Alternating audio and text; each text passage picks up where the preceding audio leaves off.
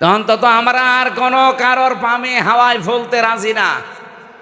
সে America বলেন, India বলেন, চীন বলেন, রাশিয়া বলেন, কারো হাওয়া পেয়ে ফুলতে পারবে? আমরা ফুলতে চাই আমাদের নিজেদের হাওয়ায়। এই কথা বলেন না কেন? আমার কথার অর্থ বোঝেননি? আমরা ফুলতে চাই কার হাওয়ায়?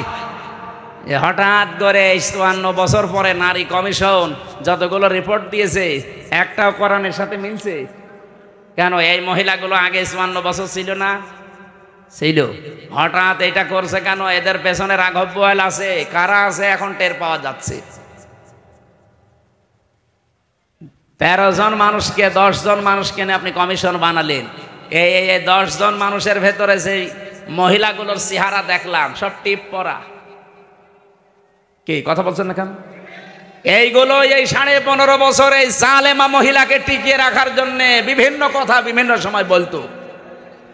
এই দেশে কি শুধু ওই ১০ জন আর মহিলা নেই দেশে?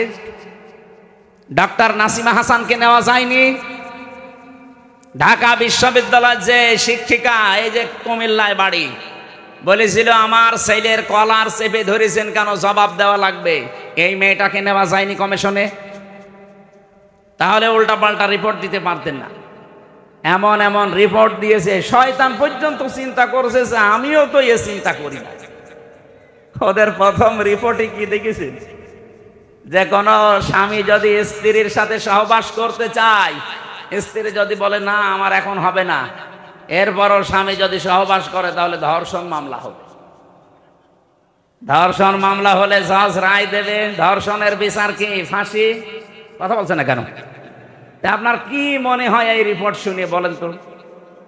ভালো। তা আপনি রায় দেওয়ার জন্য তো সাক্ষী লাগবে। এখন মানুষের মনের অবস্থা তো আর কেউ জানে না। একই জোর করেছে আর স্ত্রী কি রাজি হচ্ছিল না, এটা তো স্বামী স্ত্রী ছাড়া কেউ জানে না। এখন ওই জায়গায় সাক্ষীর জন্য আপনাকে মানুষ বসিয়ে রাখা লাগবে, অথবা ইউটিউবারদের রাখা লাগবে। আমার মাঝে মাঝে এই যে ৩১৮ পৃষ্ঠা পুরাটা পড়লাম, পড়ে আমার মনে হচ্ছে এগুলো মেয়াদ উত্তীর্ণ গাঁজা খেয়েছে। মানে মেয়াদ আলা গাঁজা খেলেও মানুষ এত নিচে নামে না। এ মেয়াদ পার হয়ে গেছে, ওই গাঁজা খেয়ে পোড়া মাতাল। এই জন্য এদেরকে এই নাটোরের পাশের জেলা পাবনায় পাঠানো দরকার। এরকম মানুষ বাইরে থাকলে সব সমাজ নষ্ট করে ফেলবে। কথা বলে না কেন? এটা তো ১ নাম্বার গেল, আর বাকিগুলো তো আরো খারাপ। ২ নাম্বারে দিয়েছে যে দেহ আমার সিদ্ধান্ত আমার। দেহ আমার সিদ্ধান্ত আমার মানে দেহ কার? এ দেহ আপনি আমার এই যে ৩৩ বছর বয়স, ৩৪ বছর আগে হামজা নামে কেউ আমি ছিলাম না। আমার মা বাবার দায়িত্ব ছিল বিছানায় থাকা, বাকি যা করার কে করেছে? দেহ আমার হয় কি করি?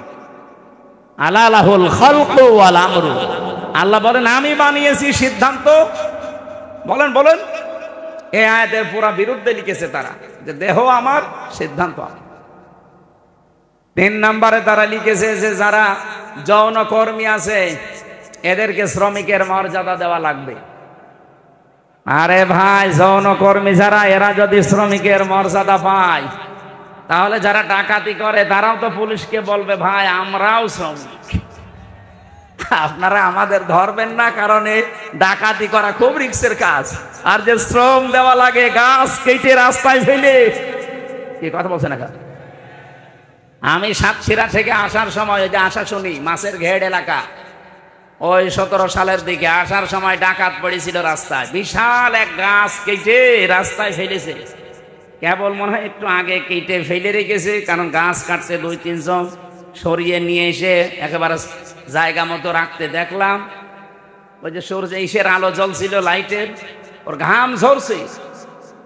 এখন আমি কাজ খুলে দিলাম, আমার দিকে তাকিয়ে বলছে হুজুর আপনার টাকাও নেব, আল্লাহ মাফ করবে। আরে শয়তান, যা আছে নিয়ে আমার গাড়িটা আগে ছেড়ে দি। আল্লাহরে বিশ্বাস আছে। কি বলছে? ও বলছে আমাদের এলাকায় আপনি মাহফিলে এসেছিলেন, আপনাকে আমরা চিনি, আপনার টাকাও নেব, আল্লাহ মাফ করবে, আপনি চলে যান। মানে গাছ এত কষ্ট করে ফেলে রেখেছো, ঘাম ঝরছে কপাল দিয়ে, ওরা তো তার পরের দিন প্রশাসনকে বলতে পারতো না যে ডাকাতি করা কি কষ্ট, আপনারা তো টের পান না? গাছ কেটে 4-5 জন নিয়ে রাস্তায় ফেলে রাখা লাগে, এই দেখেন ঘাম চলছে, আমরা শ্রমিক। ওরা বলতে পারে না যে আমরা শ্রমিক, তাও তো ওদের শ্রমটা অন্তত হচ্ছে, একটা জুলুম হচ্ছে। তারপর কিন্তু যারা যৌন কর্মী, এদের উপরে কি জুলুম করলেন আপনি? বলেন, আপনি কি কি একটা ন্যায় বিচার দিলেন তাদের উপরে? আমার মনে হয় আপনি পার্সেন্টেজ খুঁজে দেখবেন, রাজবাড়ির এই দৌলতপুর ঘাটে, যশোরের এই জায়গায়, আর নারায়ণগঞ্জেরটা তো বন্ধ হয়ে গেছে, যেখানে যেই পতিতালয় ছিল ওখানে যে দেখেন যত মহিলা আছে, একটাও নিজের ইচ্ছা করে আমার মনে হয় যায়নি, গেলেও খুব কম। হয়তো ধোকায় পড়ে গেছে, প্রবঞ্চনার শিকার হয়ে, অথবা প্রেমে ছাকা খেয়ে যে কোনো কায়দায় ওখানে গেছে, যে আর বেড়াতে পারে না। প্রতিদিন এই যে 8টা 10টা 15 20টা পুরুষের সাথে তারা কি প্রোটেস্ট কিছু নেয়? কিভাবে তাদের ব্যবহার করছে? লোকে আমারে হাওয়া দিয়ে ফোলায়, এই জন্য লাথি দেয়। আমি তো নিজে ফুলতে পারি না। আমি যদি নিজে ফুলতে পারতাম তাহলে আমাকে কেউ হাওয়া দিত না, আর আমাকে লাথি দিতেও পারতো না। মানুষ যেহেতু আমারে ফাম দেয়, হাওয়া দেয়, আমি ফুলে উঠি, আবার লাথিও দেয়। তো অন্তত আমরা আর কোনো কারোর পামে হাওয়ায় ফুলতে রাজি না। সে আমেরিকা বলেন, ইন্ডিয়া বলেন, চীন বলেন, রাশিয়া বলেন, কারো হাওয়া পেয়ে ফুলতে পারবে? আমরা ফুলতে চাই আমাদের নিজেদের হাওয়ায়। এই কথা বলেন না কেন? আমার কথার অর্থ বোঝেননি? আমরা ফুলতে চাই কার হাওয়ায়? হঠাৎ করে 54 বছর পরে নারী কমিশন যতগুলো রিপোর্ট দিয়েছে, একটাও কোরআনের সাথে মিলছে? কেন এই মহিলাগুলো আগে 54 বছর ছিল না? ছিল। হঠাৎ এটা করছে কেন? এদের পেছনে রাঘব বোয়াল আছে, কারা আছে এখন টের পাওয়া যাচ্ছে। 13 জন মানুষকে, 10 জন মানুষকে নিয়ে আপনি কমিশন বানালেন। এই 10 জন মানুষের ভেতরে যে মহিলাগুলোর চেহারা দেখলাম, সব টিপ পরা। কি কথা বলছেন না কেন? এইগুলো এই 15.5 বছর এই জালেমা মহিলাকে টিকিয়ে রাখার জন্য বিভিন্ন কথা বিভিন্ন সময় বলতো। এই দেশে কি শুধু ওই 10 জন আর মহিলা নেই দেশে? ডক্টর নাসিমা হাসানকে নেওয়া যায়নি? ঢাকা বিশ্ববিদ্যালয়ের যে শিক্ষিকা, এই যে কুমিল্লায় বাড়ি, বলেছিল আমার ছেলের কলার চেপে ধরেছেন কেন, জবাব দেওয়া লাগবে। এই মেয়েটাকে নেওয়া যায়নি কমিশনে? তাহলে উল্টা পাল্টা রিপোর্ট দিতে পারতেন না? এমন এমন রিপোর্ট দিয়েছে, শয়তান পর্যন্ত চিন্তা করছে যে আমিও তো এ চিন্তা করি না। ওদের প্রথম রিপোর্টে কি দেখেছেন? যে কোনো স্বামী যদি স্ত্রীর সাথে সহবাস করতে চায়, স্ত্রী যদি বলে না আমার এখন হবে না, এরপরও স্বামী যদি সহবাস করে তাহলে ধর্ষণ মামলা হবে। ধর্ষণ মামলা হলে জজ রায় দেবে। ধর্ষণের বিচার কি? ফাঁসি। কথা বলছে না কেন? তা আপনার কি মনে হয় এই রিপোর্ট শুনে? বলেন তো। ভালো। তা আপনি রায় দেওয়ার জন্য তো সাক্ষী লাগবে। এখন মানুষের মনের অবস্থা তো আর কেউ জানে না। একই জোর করেছে আর স্ত্রী কি রাজি হচ্ছিল না, এটা তো স্বামী স্ত্রী ছাড়া কেউ জানে না। এখন ওই জায়গায় সাক্ষীর জন্য আপনাকে মানুষ বসিয়ে রাখা লাগবে, অথবা ইউটিউবারদের রাখা লাগবে। আমার মাঝে মাঝে এই যে 318 পৃষ্ঠা পুরাটা পড়লাম, পরে আমার মনে হচ্ছে এগুলো মেয়াদ উত্তীর্ণ গাঁজা খেয়েছে। মানে মেয়াদ আলা গাঁজা খেলেও মানুষ এত নিচে নামে না, এ মেয়াদ পার হয়ে গেছে, ওই গাঁজা খেয়ে পুরা মাতাল। এই জন্য এদেরকে নাটোরের পাশের জেলা পাবনায় পাঠানো দরকার। এরকম মানুষ বাইরে থাকলে সব সমাজ নষ্ট করে ফেলবে। কথা বলে না কেন? এটা তো 1 নাম্বার গেল, আর বাকিগুলো তো আরো খারাপ। 2 নাম্বারে দিয়েছে যে দেহ আমার সিদ্ধান্ত আমার। দেহ আমার সিদ্ধান্ত আমার মানে দেহ কার? এ দেহ আপনি আমার এই যে 33 বছর বয়স, 34 বছর আগে হামজা নামে কেউ আমি ছিলাম না। আমার মা বাবার দায়িত্ব ছিল বিছানায় থাকা, বাকি যা করার কে করেছে? দেহ আমার হয় কি করি? আলালাহুল খালকু ওয়াল আমরু। আল্লাহ বলেন আমি বানিয়েছি, সিদ্ধান্ত। বলেন বলেন, এই আয়াতের পুরা বিরুদ্ধে লিখেছে তারা, যে দেহ আমার সিদ্ধান্ত আমার। 3 নাম্বারে তারা লিখেছে যে যারা যৌন কর্মী আছে এদেরকে শ্রমিকের মর্যাদা দেওয়া লাগবে। আরে ভাই, যৌনকর্মী যারা, এরা যদি শ্রমিকের মর্যাদা পায়, তাহলে যারা ডাকাতি করে তারাও তো পুলিশকে বলবে ভাই আমরাও শ্রমিক, আপনারা আমাদের ধরবেন না, কারণ এই ডাকাতি করা খুব রিস্কের কাজ। আর যে শ্রম দেওয়া লাগে গাছ কেটে রাস্তায় ফেলে, কি কথা বলছে না?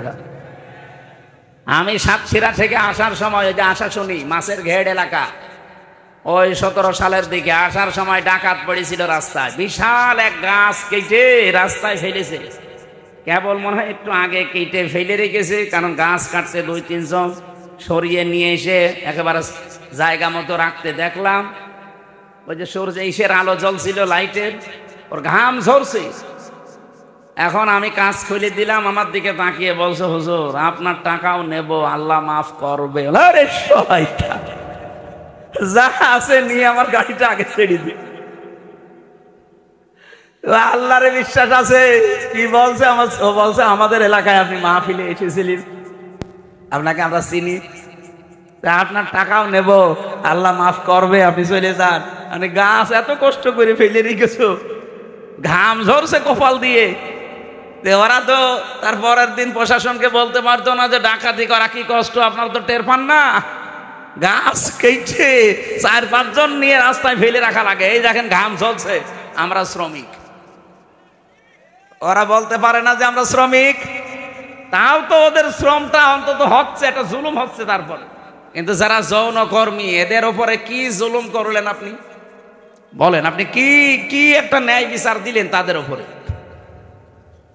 আমার মনে হয় আপনি পার্সেন্টেজ খুঁজে দেখবেন, রাজবাড়ির এই দৌলতপুর ঘাটে, যশোরের এই জায়গায়, আর নারায়ণগঞ্জেরটা তো বন্ধ হয়ে গেছে, যেখানে যেই পতিতালয় ছিল ওখানে যে দেখেন যত মহিলা আছে, একটাও নিজের ইচ্ছা করে আমার মনে হয় যায়নি, গেলেও খুব কম। হয়তো ধোকায় পড়ে গেছে, প্রবঞ্চনার শিকার হয়ে, অথবা প্রেমে ছাকা খেয়ে যে কোনো কায়দায় ওখানে গেছে, যে আর বেড়াতে পারে না। প্রতিদিন এই যে 8টা 10টা 15 20টা পুরুষের সাথে তারা কি প্রোটেস্ট কিছু নেয়? কিভাবে তাদের ব্যবহার করছে? আপনি যে বিশ্ব স্বাস্থ্য সংস্থা যে রিপোর্ট দেয়, স্বামী বাদে অন্যের সাথে মিলন যারা করে, এদের এই যে HIV কি বলে এটা রে, এইডস হওয়ার সম্ভাবনা 100 ভাগের 99 ভাগ। আপনি এই কমিশনের মাধ্যমে রিপোর্ট দিয়ে যৌনকর্মীর উপর আপনি ন্যায় বিচার করেন না, আরো বিচার করছেন। ওদের সব এইডসের দিকে ছেলে দিয়ে, আমার মনে হয় ওরাও 2 দিন পরে দেখেন মিছিল বের করবে যে নারী কমিশন তো মানা দূরের কথা, ওদের ফাঁসি দিয়ে দিন। শয়তানরা আমাদের জীবনের উপর আরো অত্যাচার বাড়িয়ে দিচ্ছে। শুধু HIV, ওদেরকে এই যে 1 লক্ষ মানুষ আজ দেহ ব্যবসা করে সারা বাংলাদেশে, মানে একেবারে যেগুলো সরকারি হিসাবে, এই মানুষগুলোকে আমার মনে হয় আলেমদের পরামর্শ নিয়ে সরকারের যে বাজেটগুলো আছে এখান থেকে টাকা পয়সা দিয়ে এদের পুনর্বাসন করে দিন, হয় একটা কর্মসংস্থান দেন সম্মানজনক, তারা সম্মানজনক জীবন নিয়ে, তারা পরিবার নিয়ে, দরকার হয় যদি সেরকম পরিবেশ পায় বিয়ে শাদী করে জীবন চালাক। যে সমস্ত দেশ আছে যেখানে পতিতালয় চলে না, সেই দেশগুলো দেশে শ্রীকে নেই, চলছে না পৃথিবীতে। আপনাকে কোন কারণে এই পাপের কাজ করা লাগবে? যেখানে জেনা ব্যভিচার ওপেন হয়ে যায়, সেই দেশে আমার আল্লাহর রহমতের দৃষ্টি আল্লাহ তুলে নেয়, গজবের দৃষ্টি নিক্ষেপ করে। বলেন নাউজুবিল্লাহ। এই দেশটাকে গজবে ফেলে দেওয়ার জন্য এরা কাজ করছে, আর এদের পেছনে কিছু রাঘব বোয়াল আছে। এই জন্য আমরা বলতে চাই, এ কমিশন মানা তো দূরের কথা, এ কমিশন যা রিপোর্ট দিয়েছে, রিপোর্ট না, ও কমিশনই আমরা মানি না। ওদেরকে এই মুহূর্তে বাতিল করে হয় পাবনায় দিয়ে দেন অথবা ফাঁসি দিয়ে দেন। হ্যাঁ, আপনারা রাজি নেই? হয় ওদের স্থান পাবনায় দেবেন, নাই ফাঁসি দেবেন। কোরআনের 13টা আয়াতের উপরে হাত দিয়েছে ওরা।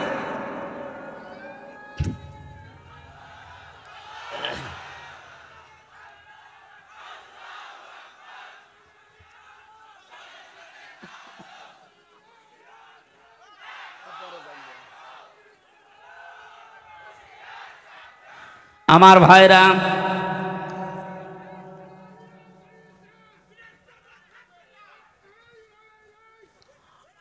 আমার যে কথা বলছিলাম আমি বৃষ্টি নিয়ে, আল্লাহ রাব্বুল আলামিন এই পৃথিবীতে যে বড় বড় 4টা রহমতের ঘোষণা দিয়েছিলেন, তার 1 নম্বরে ছিল বৃষ্টি, 2 নম্বরে ছিল কন্যা সন্তান। কিন্তু আমরা কন্যা সন্তানের নাম শুনলে বা আসলেই আমার যে বাবা যারা, অনেক বাবা মন খারাপ করে।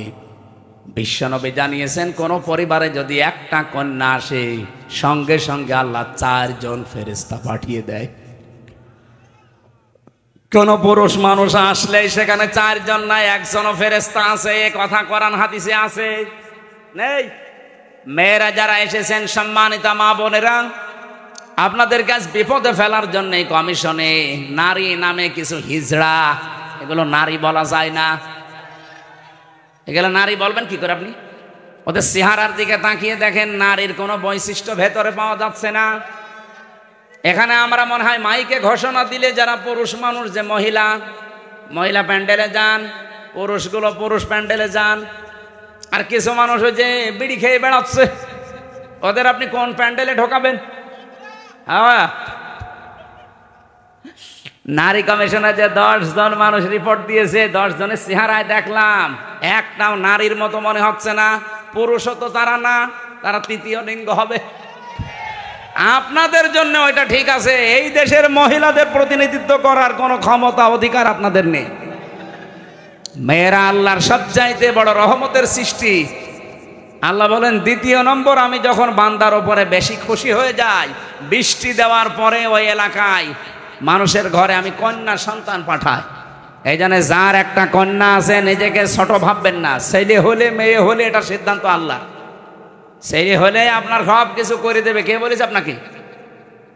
মেয়ে হলে দুনিয়া আখেরাত দুইটাই উজ্জ্বল হয়ে যাবে। দুনিয়া তো আছেই, যদিও আমাদের এই দেশে ইসলাম না থাকার কারণে মেয়েদের অনেক অধিকার নষ্ট হচ্ছে। যে ইসলাম আসলে অধিকারগুলো পঙ্খানো মেয়েরা ফিরে পাবে। ওরা মেয়েরা মেয়েদের নাম দিয়ে বলেছে এদের অধিকার নেই, সমান অধিকার এদের দেওয়া লাগবে। কিভাবে দেবেন আপনি? আমি পুরুষ মানুষ, হাফ প্যান্ট পরে আমি খেজুর গাছে অন্তত রস পাড়তে পারবো, মেয়েরা পারবে? আমি এখন আমার মনে হয় শুধুমাত্র এই মাজা থেকে হাঁটু পর্যন্ত ঢাকা থাকলে, নাভি থেকে একটা প্যান্ট পরে এখান থেকে কুষ্টিয়ায় চলে যেতে পারবো, কোনো অসুবিধা নেই। একটা মেয়ে লোকে যেতে বলেন তো পারে? কুষ্টিয়া না, এখান থেকে এই নাটোরের বাজার পর্যন্ত গেলে চারিদিকে সেল্লিবিল্লি হয়ে যাবে। আর ওদের বলে সমান অধিকার দেওয়া লাগে। অধিকার সমান কিসের? ওদের মর্যাদা আমাদের চাইতে 3 গুণ বেশি। সুবহানাল্লাহ বলতে পারেন নাই? এই জন্য মেয়ে যাদের বাড়িতে আসে, হযরত ওমর বলেন, যে বাড়িতে একটা মেয়ে আছে মনে করবেন সেই বাড়িতে আল্লাহর একটা জান্নাত আছে। সুতরাং যারা মেয়ের বাবা আছেন, 1 মেয়ের বাবা আপনার একটা জান্নাত, 2 মেয়ের বাবা আপনার 2টা জান্নাত, 3 মেয়ের বাবা আপনার 3টা জান্নাত। আল্লাহ রাব্বুল আলামিন আমাদেরকে 3টা মেয়ে দিয়েছে। আল্লাহ আমাদেরকে যেন নবীর এই হাদিস অনুযায়ী জান্নাতেও এরকম 1টা 2টা 3টা করে দান করেন, বলেন আমিন। 3 নম্বরে একটু ভালো করে শুনবেন হাদিসটা। আল্লাহর নবী বলেন 3 নম্বরে আল্লাহ যখন বেশি খুশি হয়ে যায়, তখন ওর বাড়িতে আল্লাহ মেহমান পাঠায়। আমাদের তো সমস্যা, মেহমান আসলে আমাদের মন খারাপ হয়ে যায়। 4 নম্বরে বিশ্বনবী মুহাম্মদ রাসূলুল্লাহ জানিয়েছেন, এই পৃথিবীতে আল্লাহ সব চাইতে যখন একেবারে খুব বেশি বান্দার উপরে খুশি হয়, তখন তাকে রোগ দেয়। এই জন্য রোগ শোক হলে আপনার জীবনের অপরাধগুলো আল্লাহ মাফ করেন। জানা অজানা যত অপরাধ করেছিলেন, এগুলো আল্লাহ আস্তে আস্তে রোগের কারণে, যদি জ্বর হয় এই জ্বরের কারণে একটা গুনাহ আল্লাহ মাফ করে দেয়। পথে চলতে ফিরতে হোঁচট খেয়েছেন, হোঁচট খেয়ে হঠাৎ করে নখ ভেঙে গেছে, রক্ত বের হচ্ছে, মনে করবেন আমার একটা গুনাহ আল্লাহ মাফ করে দিয়েছে। এই জন্য রোগ শোক হলে আল্লাহর কাছে শিকায়েত করা না, অভিযোগ করা না, আরো শুকরিয়া করা দরকার। যদিও দুনিয়ায় কষ্ট হচ্ছে, এই কষ্টের মাধ্যমে আমার জীবনের পরবর্তী যে জীবন আমার আখিরাতের শুরু হচ্ছে, এটা শান্তি, স্বস্তি এবং কল্যাণময় আল্লাহ করার চেষ্টায় আছে। সুবহানাল্লাহ। নবীজি বলেন 4টা রহমত তো মানুষ খারাপভাবে অসন্তুষ্ট হয়, পছন্দ করে না, কিন্তু 4টা গজব আছে দুনিয়ায়। এই 4টা গজব পেলে মানুষ খুব খুশি হয়। 1 নম্বরে যৌতুক। এটা কি? এটা গজব। এইটা পেলে আমরা খুশি না বেজার? সে হুজুর বলেন আর খেজুর বলেন, সবাই যৌতুকের জন্য খুশি। অথচ যৌতুকের টাকা খাওয়া আর পায়খানা খাওয়া এটা সমান না? না, সমানও না। কারণ পায়খানা খেলে একটা গোনা হয়, আর যৌতুকের টাকা নিলে ডবল গোনা হয়। একদিকে তো কবিরা গোনা, আর একটা জুলুমের গোনা। মেয়ের বাপের খুশি ছাড়া, তার মন থেকে খুশি হওয়া ছাড়া তার বাড়িতে ছেলের বাড়ির লোকজন যে একটা পান খাওয়াও জায়েজ নেই। কি কথা বলছেন না? আমি কি বানালাম এটা? হাদিস। নবীজি বলেন, যতদিন আমার যতগুলো বিবাহ করেছি, যত মেয়েকে বিয়ে দিয়েছি, আমার একটা মেয়েকে কোনোদিন যৌতুকের টাকা দিয়ে, সম্পদ দিয়ে বিয়ে দেওয়া লাগে নাই। প্রতিটি বিয়েতে আমি আমার মেয়েদের এবং আমার বিয়েতে আমি অলিমা করেছি। কি করেছি বলেন তো? অলিমা কি ছেলের বাড়ি হয় না মেয়ের বাড়ি? বলেন বলেন। মেয়ের বাড়ি বলল কে? মেয়ের বাড়ি অলিমা হবে কেন? মেয়ের বাড়ি হয় বরযাত্রী মানুষ যায়, অথচ বরযাত্রী ইসলামে নেই। নাটোরবাসী আজকে থেকে সিদ্ধান্ত নিয়ে বাড়ি যাবেন, জীবনে আর কোনোদিন কারো বরযাত্রী যাব না। আজকের ওয়াজ শুনতে এসে ভুল করেছি, জীবনে খাওয়া দাওয়া বন্ধ হয়ে গেল। আরে ভাই, ইসলামে যেটা নেই ওটা আপনি করে আনন্দ পাবেন, ওটা ডবল গুনাহ হবে। কারণ এমনি জায়েজ নেই, তারপর আপনি আনন্দে আনন্দে গিয়েছেন। হ্যাঁ, যদি কেউ দাওয়াত দিতে আসেন বলবেন যে অলিমা করেন, আমি আপনার বাড়ির দরকার 5 দিন যেয়ে খাবো। এই জন্য যৌতুক আজকে থেকে বন্ধ। যৌতুক মনে করেন শুধু টাকা নিয়ে, ফ্রিজ নিয়ে, টেলিভিশন নিয়ে, মোটরসাইকেল নিয়ে না। মেয়ের বাবার বাড়ি থেকে যদি তার অনুমতি ছাড়া, তার খুশি ছাড়া যদি একটা পানও কেউ খায়, ওইটাও যৌতুক।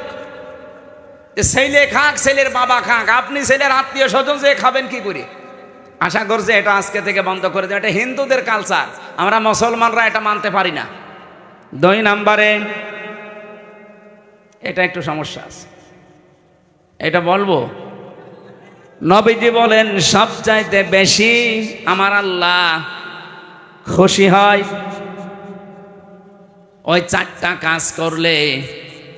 বৃষ্টি হলে, কন্যা সন্তান হলে, মেহমান আসলে, আর রোগ ব্যাধি হলে। আর সবচাইতে বেশি আমার আল্লাহ নারাজ হয় কিন্তু আমার বান্দা বান্দিরা খুশি হয়। 1 নম্বরে যৌতুক, 2 নম্বরে গীবত। এই গীবত করলে মানুষ খুব খুশি হয়, অথচ আমার আল্লাহর আরশ পর্যন্ত কম্পন ধরে। জীবনে যদি আপনার নেকির কাজ কমও থাকে ভাইরা, আমি আহ্বান জানাচ্ছি, আপনার নামাজ, রোজা, হজ, যাকাত, দান, সাদকা, জীবনের আমল আখলাক কম হয়েছে, আল্লাহ মাফ করে দেবে। কিন্তু গীবত যদি আপনি কারো করে থাকেন, ওটা আবার শোধ দেওয়া লাগবে। যেই দোষ যার ভেতরে নেই, ওইটা যদি তার উপরে আপনি চাপিয়ে দিয়ে ওটা বলতেই থাকেন, তাকে কালার করার জন্য চেষ্টা করেন, এটা তখন আর গীবতও থাকে না, তখন তোহমত হয়ে যায়। আর এটা বাংলাদেশে সবচাইতে বেশি চলছে। এই কথা বলছেন এখানে কত মানুষ এখনো বিভিন্ন জায়গায় বসে আছে, দেখে তারা গীবত চালাচ্ছে। গীবত করলে মানুষ খুশি হয় কিন্তু আমার আল্লাহ বেজার হয়ে যায়। 3 নম্বরে সবচাইতে বেশি খুশি হয় মানুষ মিথ্যা বললে, কিন্তু আমার আল্লাহ নারাজ হয়। 4 নম্বরে আল্লাহ পাক সবচাইতে বেশি নারাজ হয় সুদ খেলে, কিন্তু মানুষ খুশি সুদ পেয়ে। এখানে আমার বিশ্বাস অনেক মানুষ এখানে বসে আছে যারা টাকা ছেড়ে রাখে। 1000 টাকা দিলে বছর মাসে মাসে 100 টাকা বেশি দেয়। এলাকায় নেই এটা? এই সুদের সাথে যারা জড়িত আছেন, টাকা ছেড়ে রাখেন, টাকা আসে, আপনি লিখে নিতে পারেন আপনি মায়ের সাথে এখনো জেনা করছেন। এই কাজে যারা আছেন এই মুহূর্তে তাওবা করে ছেড়ে দেওয়া লাগবে।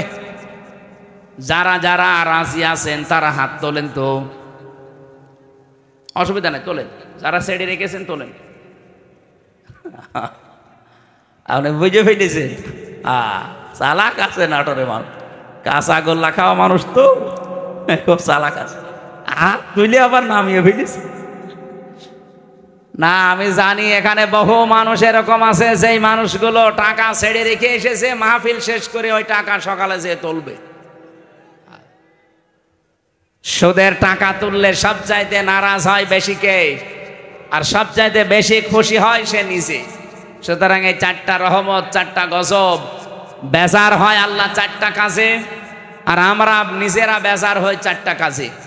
আল্লাহ আমাদেরকে কন্যা সন্তান যেহেতু রহমত, বৃষ্টি যেহেতু রহমত, এই পৃথিবীতে মেহমান আসা রহমত, আল্লাহ রোগ ব্যাধি দিয়েছে এটাও রহমত। এগুলো পেয়ে নারাজ না হয়ে এগুলোর সঠিক এবং পরিমার্জিত ব্যবহার করার তৌফিক কামনা করছি। সকলে বলেন আমিন। আমার আজকের আমি বিষয় আলোচনা সাজিয়েছিলাম যে আল্লাহর দল কারা, আল্লাহর দলের বৈশিষ্ট্য। এই পৃথিবীতে এখন দল কত আছে আপনি হিসাব করতে গেলে কলম খাতা নষ্ট হয়ে যাবে। বাংলাদেশে প্রায় 73টার উপরে দল আছে। আমি অল্প কথায় মেন কথাগুলো, অল্প সময় মেন কথাগুলো বলতে চাই। একটু বসেন, জবান খুলে সূরা মায়েদার এই 54 নম্বর আয়াত, মেন কথাগুলো বলবো ইনশাল্লাহ।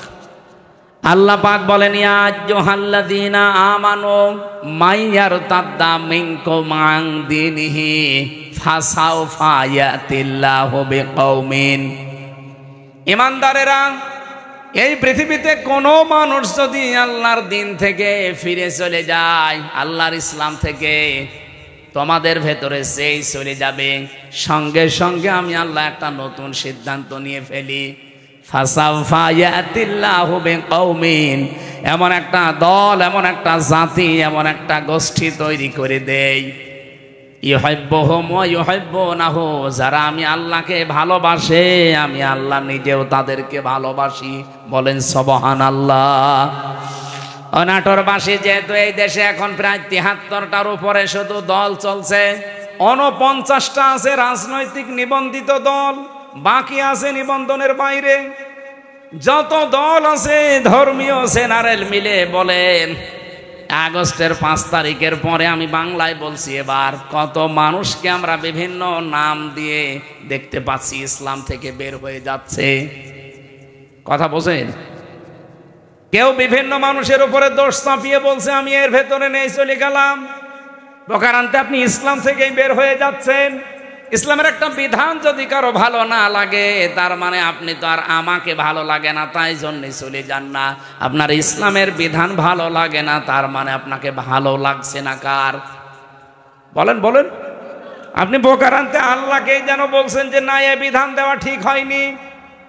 হামজা তো বাবার কথা জীবনেও বলতে পারে না, ও বলবে আমার আল্লাহর কথা। আল্লাহর কথায় যেমন নামাজ পড়ো আছে, আল্লাহর কথায় যেমন যাকাত দাও আছে, আল্লাহর কথায় ঠিক এইটা আছে যে আমার এই কোরআনকে প্রতিষ্ঠা করো। আমি নামাজের ওয়াজ করলে আপনার খুব ভালো হুজুর মনে হয়, রোজার ওয়াজ করলে আপনার কাছে ভালো ওয়াজ মনে হয়, কিন্তু যখনই বলে এই নামাজ রোজার শিক্ষা যেটা, এটা কায়েম করা লাগবে। নামাজের শিক্ষা 27টা, রোজার শিক্ষা 4টা। এইগুলো যদি আমি এখন বাংলায় কায়েমের কথা বলি এই সমাজে, যেটা কায়েম করা দরকার কোরআন দিয়ে, তখনই আপনার কাছে রাজনীতি মনে হয়। আপনি কি আমার চাইতে কোরআন বেশি বোঝেন? আপনি কি শামীম ওসমানের মতো হয়ে গেছেন? বলছে আমি কি ইসলাম বুঝি না? আমাদেরকে ইসলাম বোঝাতে আসবেন না। প্রতিদিন নাকি উনি 72 রাকাত নামাজ পড়ে। এটা যে ডাহা মিথ্যা কথা।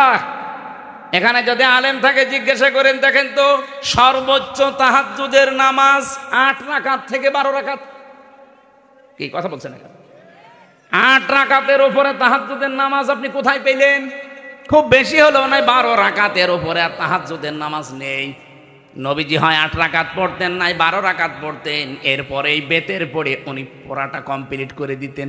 আর উনি নাকি 72 রাকাত নামাজ পড়ে তাহাজ্জুদ। ওরা ডাহা মিথ্যা কথা। ও রাত 2টা 3টায় মাল খেয়ে ঘুমায়, ও তাহাজ্জুদ ফজরের নামাজই তো পড়ে না।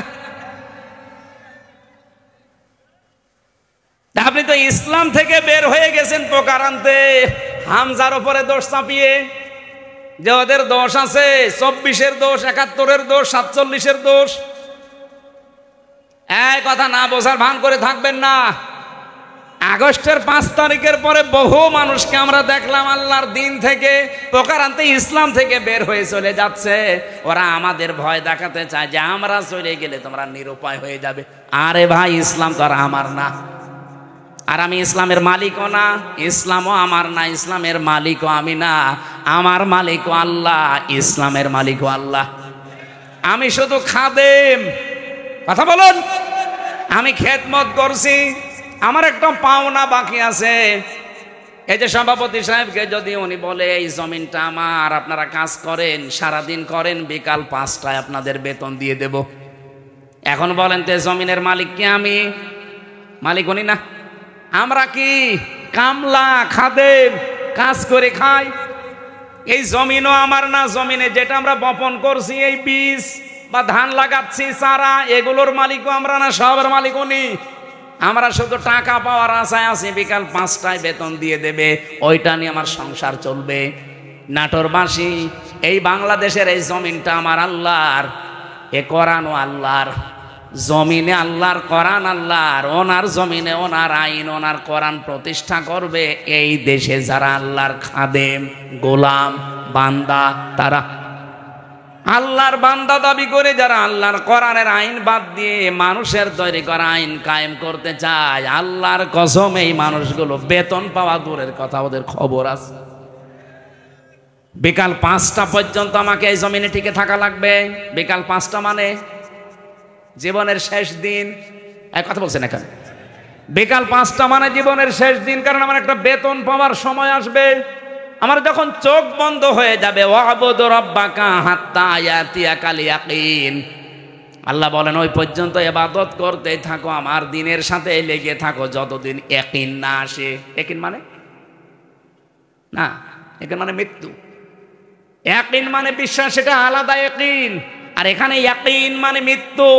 মরণ যতদিন না হবে ততদিন পর্যন্ত দিন কায়েমের জন্য আপনাকে টিকে থাকা লাগবে।